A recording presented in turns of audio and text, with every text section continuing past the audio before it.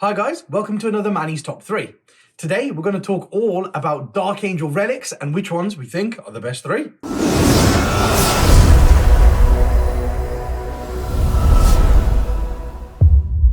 If you haven't already guys, hit the subscribe button and the notifications bell just below so you know each time we release one of these videos, and they'll be coming a lot more frequently. So make sure you hit the bell especially so you know whenever they drop. Right, let's talk about the Dark Angel relics then. So these are my top 3. In at number 3, I've got the Pennant of Remembrance. I think it's really important to have it currently in the game because it really helps Deathwing. But I think personally for me, Deathwing are one of my favourite units. Deathwing Terminators, Deathwing Knight. I just love the Deathwing, the whole Deathwing thing. And because I like them so much, I know that Terminators now are 3 wounds each, and there are a lot of weapons out there that are 3 damage. Quite a lot of weapons. There's some plasma out there now that when it gets overcharged does 3 damage, like the Dreadnoughts and stuff like that. The new Redemptor plasma does that. And if you play against other Dark Angels, their plasma Inceptors can become flat 3 damage. And there's quite a lot of things like that.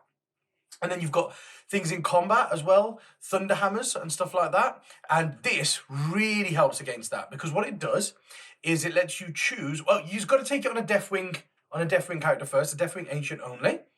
But what you can do is each turn you get to select one Deathwing Infantry Core unit, and then that unit reduces all damage suffered by 1.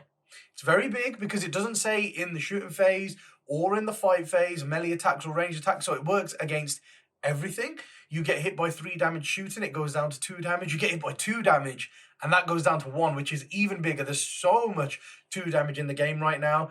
You've got Intercessors with 2 damage Stalkers. You've got Gatling Cannons on Knights, which are 2 damage. You've got Grey Knights that can make entire squads go up to 2 damage. Now, all of those things going down to 1 is big. And Flesh Mowers are making a big return on Bloat Drones in Death Guard armies. They go down to 1 damage. There are so many things in the game at 2 and 3 damage, and all of them become a lot less effective against that 1 unit you choose every turn. Now, if you're taking a big unit at 10 Deathwing Terminators or 10 Deathwing Knights, this is an incredible relic to have in your army. So that makes you a lot more survivable. That's what we have at number 3. Number 2 is Arbiter's Gaze. Now, Arbiter's Gaze is one of my favorites because the Talon Master is an awesome target for it.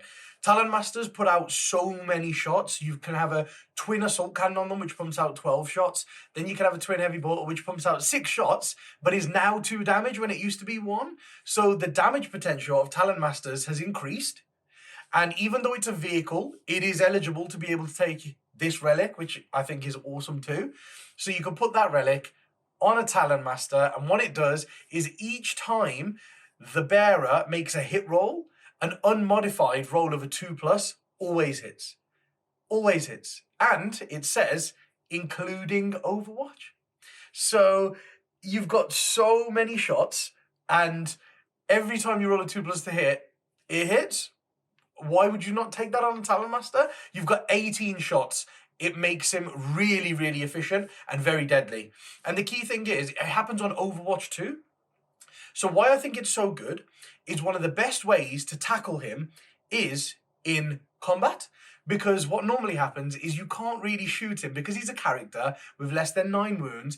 He sits inside your Deathwing or your Raven Wing bubble, and he shoots out of it all the time. So it's really very hard for your opponent to kill him with ranged attacks because they've got to get closest to him.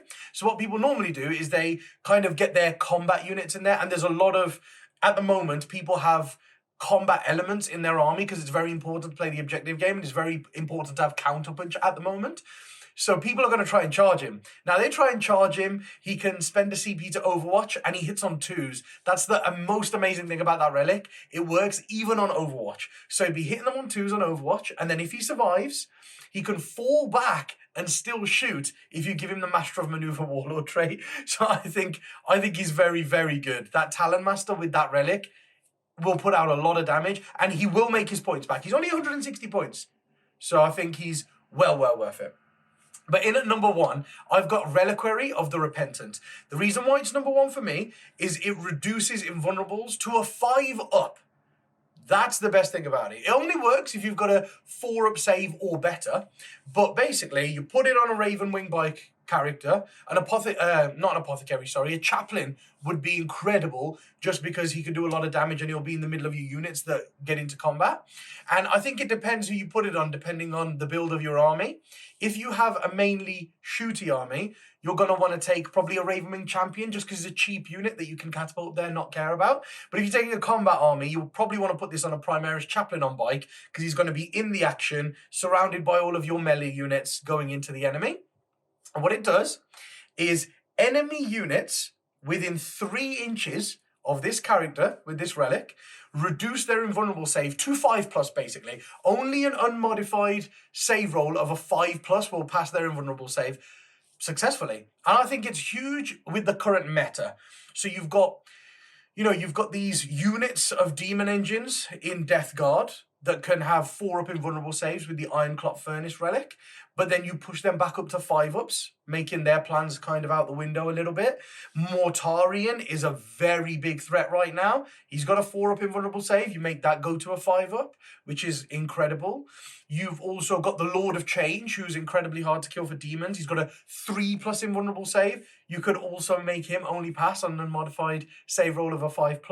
So there are so many things in the game right now that have 4+ and 3+ invulnerable saves, like Custodes. Custodes with shields now have a 3+ invulnerable save, and you can just wade in there and make them have a 5-up only. So this one is very, very important because, like we said, holding objectives in the current meta is massive. The way that the missions work at the moment, holding objectives is key. So people are going to put their tough units with these hard, high invulnerable saves on those objectives, and you can just wade right in there, drop their invulnerable saves and go to town. That's why I think it's the best one, because it's the one that's going to kill the most tough units for your army while ensuring that you stay alive.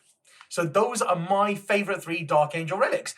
If you've got any that are working especially well for you, please leave them in the comments below for everybody to share. And until next time, guys, I'll see you later.